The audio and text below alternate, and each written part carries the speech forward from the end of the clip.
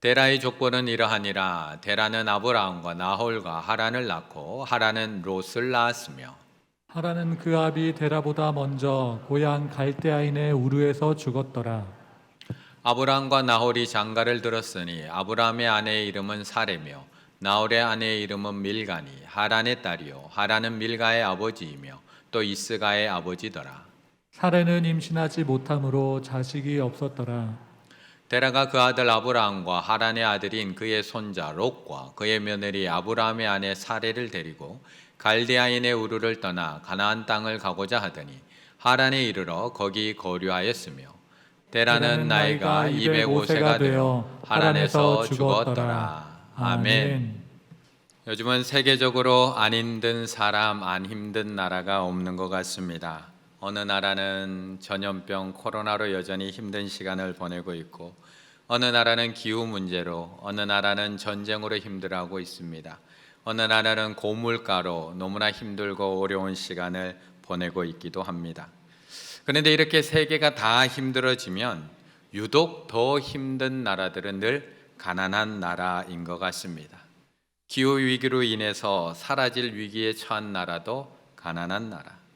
선진국들은 코로나 3차, 4차 접종을 하고 있다고 이야기하는 동안 단 한 차례도 접종이 이루어지지 못한 나라도 있습니다. 전쟁으로 밀값이 46%, 50%씩 막 올라가는 급등하는 상황 속에서 소말리아, 에티오피아, 남수단, 예멘, 아프가니스탄 그곳에 있는 90만 명의 사람들은 기아와 죽음에 직면해서 살아가고 있습니다. 왜 이런 나라들은 매번 이렇게 어렵기만 한 것일까요? 왜 어떤 나라에서는 먹을 것이 넘쳐나고 음식물 쓰레기가 하루에도 수백 톤, 수천 ton씩 쏟아져 나오고 있는데 왜 이런 나라들은 먹을 게 없어서 매번 죽어가야만 하는 것일까? 왜 이렇게 주고 또 주어도 도와주고 또 도와주어도 왜 밑빠진 독에 물 붓기처럼 왜 이렇게 어려움이 끝나지 않는 것일까? 잘 사는 나라 사람들이 뛰어나서 그런 것일까요? 그 나라 사람들이 민족성이 좋아서 부지런해서 긍정적이고 도전적이어서 그래서 그런 것일까?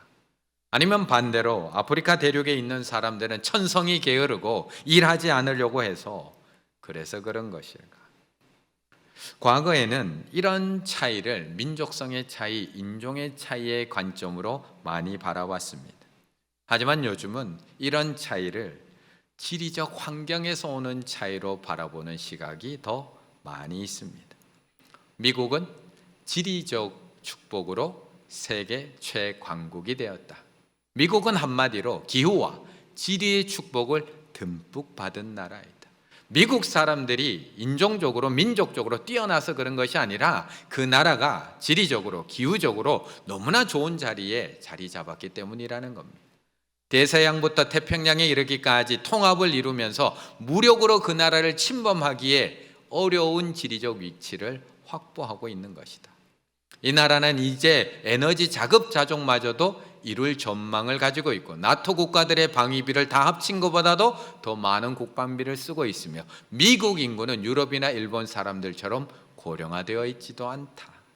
세계 인구의 25%는 미국에 가서 한번 살아봤으면 하는 마음을 가지고 있고 세계 최고 20개의 대학 중에 17개가 미국에 있다. 그래서 비스마르크는 1세기 전에 이런 말을 남겼다고 합니다. 신은 바보들, 주전뱅이 그리고 미국에게 특별한 축복을 베푸셨다. 그런데 이 말은 지금도 유효해 보인다. 이처럼 미국이 잘 사는 나라가 되고 소말리아가 살기 힘든 나라가 된 것은 민족성의 문제가 아니라 지리적 힘에서 나온 차이라는 것입니다. 중국이 점점 잘 사는 나라가 되고 남수단이 점점 못 사는 나라가 되는 것은 인종의 차이에서 오는 것이 아니라 그런 지리적 힘에서 나타나는 격차, 결과라고 이야기하는 겁니다. 그렇다면 하나님께서 하나님의 자녀들에게 이 미국처럼 지리적인 힘을 주셨으면 얼마나 좋을까요? 가만히 있어도 곡식들이 자라나는 기후, 자고 일어나기만 하면 과일들이 풍성히 맺혀지는 그런 땅을 주셨으면 얼마나 좋을까요? 가축들이 키우지 않아도 알아서 번식하고 번성하는 축복의 땅을 하나님의 자녀들에게만 다 나눠주셨다면 우리는 얼마나 좋을까요? 그런데 오늘 본문에서는 하나님께서 선택한 셈의 족속을 오늘도 옮겨가라고 말씀하고 있습니다. 31절의 말씀을 함께 읽겠습니다. 31절입니다. 데라가 그 아들 아브람과 하란의 아들인 그의 손자 롯과 그의 며느리 아브람의 아내 사레를 데리고 갈대아인의 우르를 떠나 가나안 땅으로 가고자 하더니 하란에 이르러 거기 거류하였으며. 아멘. 창세기 10장 그리고 오늘과 11장은 노아 후손들에 대한 족보입니다. 그래서 그 족보가 시작되는 10장 1절이 이렇게 시작을 합니다. 노아의 아들 셈, 함, 야벳의 족보는 이러하니라. 홍수 후에 그들이 아들들을 낳았으니 하면서 10장과 11장이 족보로 구성되어 있습니다. 그래서 노아의 후손들이 어떻게 태어났고 살았는지를 한눈에 볼 수 있게 해준 페이지입니다. 특히 10장 그곳에는 야벳의 후손 14명, 함의 후손 30명, 그리고 셈의 후손 26명 다 합치면 몇 명요? 70명의 이름이 기록되어 있습니다. 완전수 70명의 후손들을 대표로 기록해 놓으므로 전 세계 민족, 홍수 사건 이후에 새로 시작되는 민족이 바로 여기에서부터 전 세계로 퍼져나갔다는 것을 기록해 놓은 족보 이야기가 바로 10장의 이야기입니다. 아들의 순서 셈, 함, 야벳. 10장 1절에 노아의 아들 셈, 함, 야벳이라고 적어놓고 있습니다. 그런데 그 후손 족보를 기록해 놓고 있는 순서는 야벳, 함, 셈 순으로 기록해 놓고 있습니다. 10장 2절 야벳의 아들들은, 10장 6절 함의 아들은, 그리고 마지막에 21절 셈은 에벨 온 자손의 조상이요 야벳의 형이라 그에게도 자녀가 출생하였으니. 분명히 장남은 셈입니다. 그리고 10장 1절에서도 셈, 함, 야벳이라고 시작을 했는데 기록은 거꾸로 되어 있습니다. 분명히 하나님께서는 9장 26절에서도 장남인 셈에게, 노아의 하체를 덮어준 셈에게 가장 큰 축복을 하십니다. 또 이르되 셈의 하나님 여호와를 찬송하리로다. 가나안, 함의 넷째 아들인 가나안은 셈의 종이 되고 하나님이 야벳을 창대하게 하시지만 그 야벳도 셈의 장막에 거하게 하시고 가나안은 그의 종이 되게 하신다고 말씀하고 있습니다. 셈의 하나님 여호와를 찬송하리로다. 하나님은 셈의 후손을 통해서 하나님의 역사를 이루어갈 것을 분명히 밝혀주고 있습니다. 그런데 그 후손을 기록하는 데는 야벳, 함, 셈입니다. 거기다가 제일 먼저 기록되고 있는 야벳의 족보가 이렇게 시작이 됩니다. 10장 5절 이들로부터 여러 나라 백성으로 나뉘어서 각기 언어와 종족, 나라대로 바닷가의 땅에 머물렀더라. 어디에 머물렀다고요? 바닷가의 땅에 머물렀더라. 야벳이라는 이름은 확장하다라는 뜻을 가지고 있습니다. 확장하다. 이들은 인도, 유럽 전 지역, 소아시아 지역에 넓게 확산되어서 살았습니다. 야벳의 족보를 먼저 언급한 이유는 이들이 선민 이스라엘 역사에서 가장 멀리 떨어져 있는 민족이기 때문입니다. 이들 중에서 메데, 헬라, 게르만, 스페인 민족이 시작됩니다. 바닷가에 머물면서 무역을 하고 그로 인해서 물질적인 풍요를 누렸던 족속, 후손들, 노아의 수치를 가려준 것에 대한 육적 축복을 많이 받은 후손들이 바로 야벳의 후손들이라는 겁니다. 그럼 셈의 자손들은 더 큰 지리적 축복을 받아야 되는 거 아닐까요? 셈의 자손들은 노아의 수치를 가려주고 하나님의 축복을 받게 된다라고 그런 축복을 받았던 후손들이라면 야벳보다 훨씬 더 많은 지리적 힘을 누렸어야 되는 것 아닌가요? 그런데 오늘 본문 셈의 족보의 마지막에 나오는 이 데라의 아들 아브라함 그리고 사레는 자신들이 살고 있던 갈대아 우르를 떠나고 있습니다. 하나님께서 가라고 하신 그 가나안 땅을 향해서 그 발걸음을 옮기고 있습니다. 그런데 가나안 땅이 정말 젖과 꿀이 흐르는 땅이었던가요? 정말 가나안 땅이 가만히 있어도 모든 것이 풍성이 맺혀지는 그런 젖과 꿀이 흐르는 풍요의 땅이기 때문에 하나님께서 가라고 하시는 걸까요? 야벳의 후손들에게 그 풍요의 복을 허락해 주신 것처럼 바닷가를 차지하게 하셔서 풍요의 복을 주셨던 것처럼 가나안 땅이 그런 풍요의 땅이기 때문에 아브라함에게 보내고 계시는 걸까? 굳이 신이 축복하셨다고 하는 미국과 비교해 보지 않아도 가나안 땅이 어떤 땅인지 우리는 너무나 잘 알고 있습니다.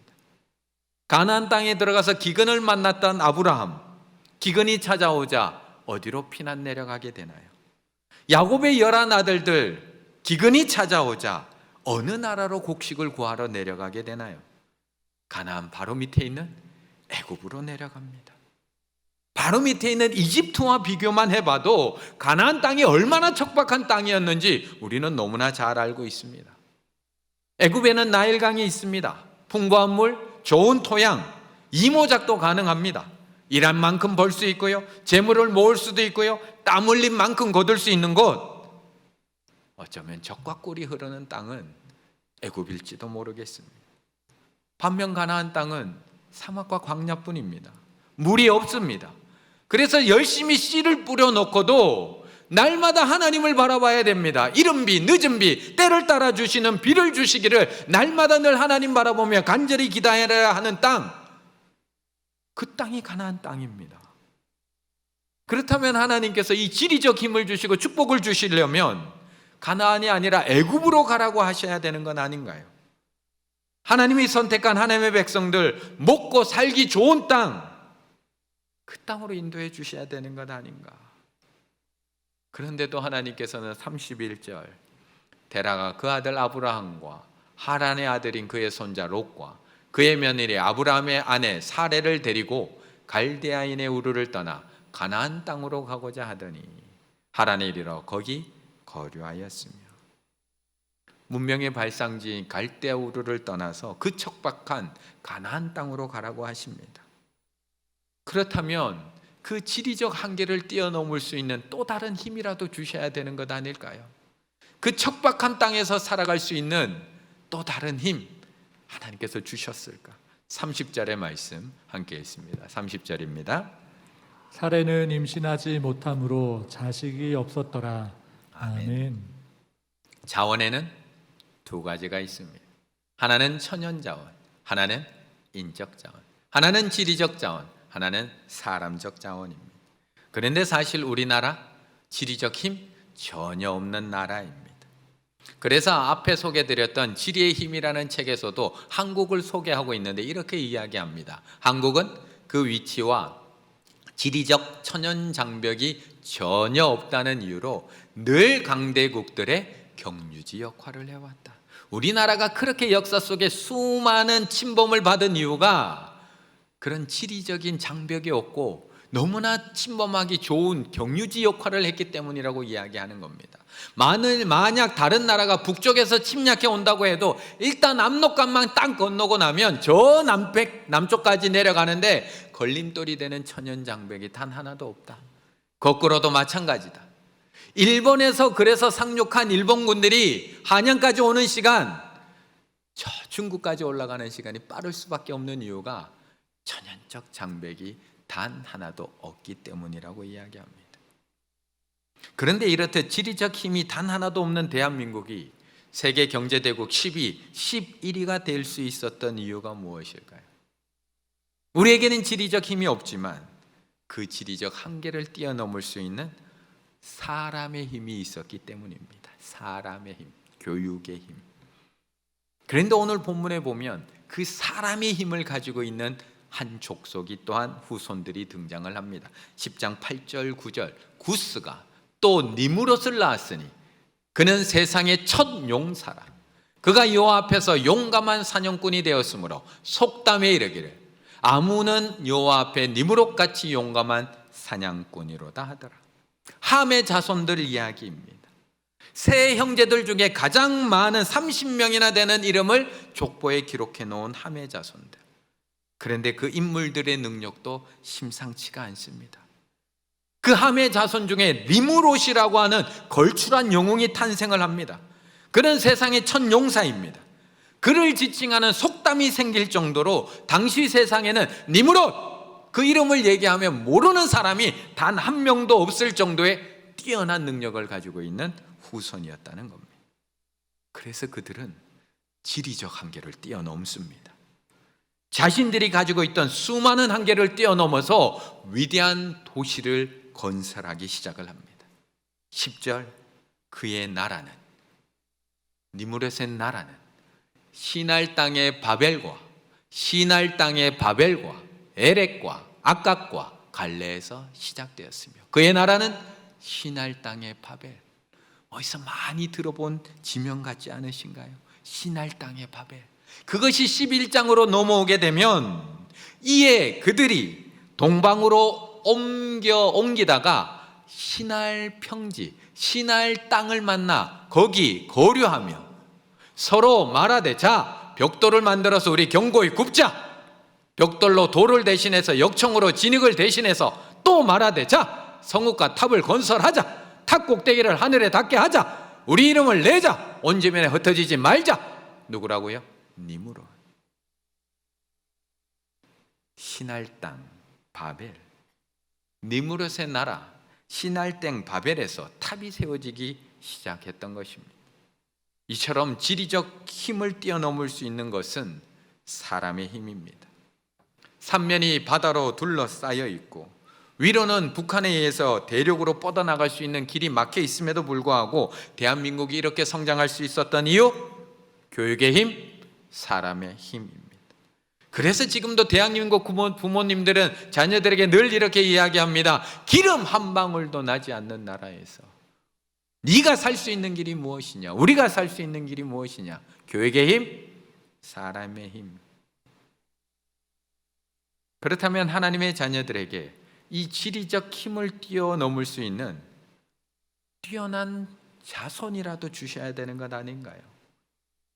축복받은 셈의 후손 중에서 저 저주받은 함의 후손인 리므롯보다 훨씬 더 뛰어나고 용감한 용사가 태어나야 되는 것 아닌가요? 힘으로 안 되더라도 머리라도 좋은 지혜가 충만한 후손들이 셈의 후손 중에서 많이 태어나야 되는 것 아니냐고요. 그런데 오늘 본문 30절, 사레는 임신하지 못함으로 자식이 없었더라. 셈의 후손인데요, 그 족보의 마지막에 가니까 후손이 없었다고 기록해 놓고 있습니다. 얼마나 암담한지 모릅니다. 뛰어난 자식은커녕 셈의 후손인 아브라함에게는 자식이 없었더라. 셈의 족보가 이렇게 정리되고 있습니다. 분명히 셈과 함과 야벳입니다. 분명히 아버지 노아의 수치를 가려준 아들은 셈입니다. 그래서 노아의 축복을 받은 아들도 셈입니다. 저주를 받은 아들은 함입니다. 그 아들 가나안입니다. 9장 26절 27절 앞에 읽었듯이 셈의 하나님 여호와를 찬송하리로다. 함의 넷째인 가나안은 셈의 종이 될 것이다. 하나님이 야벳을 창대하게 하시지만 그 야벳도 셈의 장막에 거하게 될 것이다. 함의 넷째 아들 가나안은 그의 종이 될 것이다. 그렇다면 셈이 모든 축복 다 받아야 되는 것 아닌가요? 지리적 축복도 셈이 받아야 되고, 그래서 가장 좋은 땅에 셈이 거해야 되는 것 아닌가요? 후손의 축복 셈이 받아야 되는 것 아닌가요? 가장 용감하고 가장 똑똑한 자녀들이 셈의 후손들, 하나님의 자녀들 가정 가운데 날마다 태어나게 되는 것 아닌가? 그런데 사례는 임신하지 못함으로 자식이 없었더라. 우리들 이야기 같지 않으세요? 가만히 읽어보고 있으면 우리들 이야기 같지 않으세요?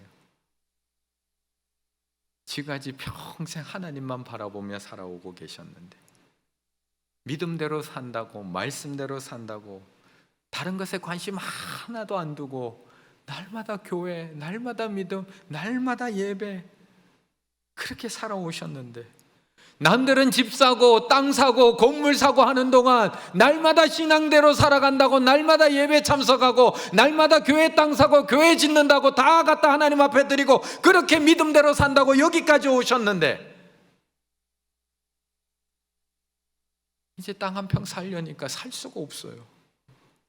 땅값 따라 이사 다닌 것도 아니고 교회 따라 이사 다니면서 사셨는데 믿음 따라 산다고 바빠서 단 하나도 준비해 놓지 못했는데 땅의 축복은 땅에 관심 있는 저 사람들이 다 받고 살아가고 있습니다. 그렇다면 자식이라도 잘 되어야죠. 믿음의 후손인 우리들에게 지리적 힘 안 주셨으면 자식들이라도 잘 되게 해주셔야죠. 다른 거 다 포기하고 믿음으로 살아왔다면 자식들이라도 축복받아서 명문대 들어가고 대기업 들어가고 공기업 공무원 시험 척척 붙어주고 임용시험 척척 붙어주고 진급할 때 쑥쑥 올라가고 좋은 집안 좋은 사람 만나서 시집가고 장가가고 자식들이라도 잘 돼야죠. 저 집 아들은 저렇게 잘 되고 잘 올라가고 있는데 우리 집 아들은 결혼한 지가 언젠데 아직 아들도 없어요. 아직 자식도 없어요. 이게 하나님이 택한 셈의 자손들에게 주신 하나님의 축복인가요? 이것이 32절의 말씀 함께 읽습니다. 32절입니다. 테라는 나이가 205세가 되어 하란에서 죽었더라. 아멘. 그런데 이제는 아브라함 그 가족을 데리고 나온 아버지마저 하란에서 죽음을 맞이하게 됩니다. 이제는 의지할 수 있는 것이 단 하나도 없습니다.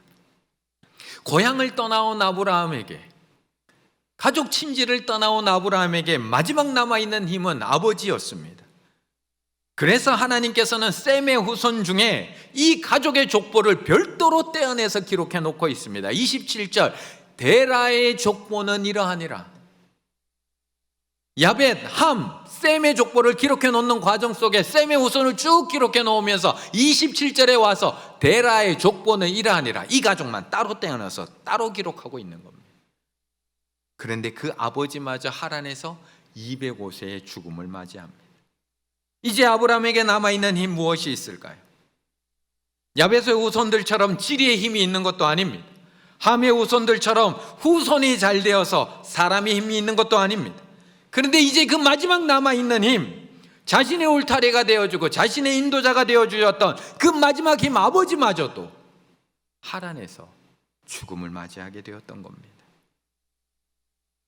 우리 생각에는 하나님의 택한 백성, 하나님의 택한 후손들이라면 모든 것을 다 주셔야지 맞는 것 아닌가라고 우리는 생각합니다. 땅도 가장 좋은 땅 주고 가장 넓은 땅, 가장 비옥한 땅을 주셔야 되는 것 아닌가? 후손 중에서도 가장 뛰어나고 용감하고 지혜로운 자녀 우리 가정에 주셔야 되는 것 아닌가? 거기다가 훌륭한 부모, 가족들을 영적으로 지켜주고 보호해 줄 수 있는 믿음의 아버지까지 있어야지, 그래야지 축복받는 가정 아닌가? 그런데 하나님은 셈의 족보를 기록하면서 아무것도 없는 한 가정, 아무 의지할 것 없는 한 가정으로 이 족보 이야기를 마무리하고 있다는 겁니다. 고향도 떠나고 가족 친지도 떠나고 아버지도 떠나고 대를 이어 자식마저도 없는 아브라함의 이야기로 셈의 족보를 마무리하고 있습니다. 다른 사람들 다들 얼마나 잘 사는지 모르겠습니다. 얼마나 높이 올라가고 있는지 모르겠습니다. 지리적 힘, 사람의 힘, 그것이 합쳐져서 얼마나 큰 탑을 건설하고 있는지 모르겠습니다. 11장 4절 또 말하되 자 성읍과 탑을 건설해서 우리 탑 꼭대기 하늘까지 닿게 하자. 어디까지 올라갈 수 있는지 한번 올라가 보자. 우리 이름 한번 내고 온 지면에 우리 흩어진 면하자. 지리적 힘과 사람의 힘의 만남의 그 능력이, 그 상징이 바로 바벨탑입니다. 당시 인간의 능력이 어디까지 올라갈 수 있는지를 보여주는 상징. 그래서 탑 꼭대기를 하늘까지 닿게 하려고 하는 겁니다. 그래서 흩어짐을 면하자. 더 나아가서 우리의 이름 우리 한번 내보자. 우리의 이름 우리 힘으로 한번 내보자. 그런데 재미있는 것은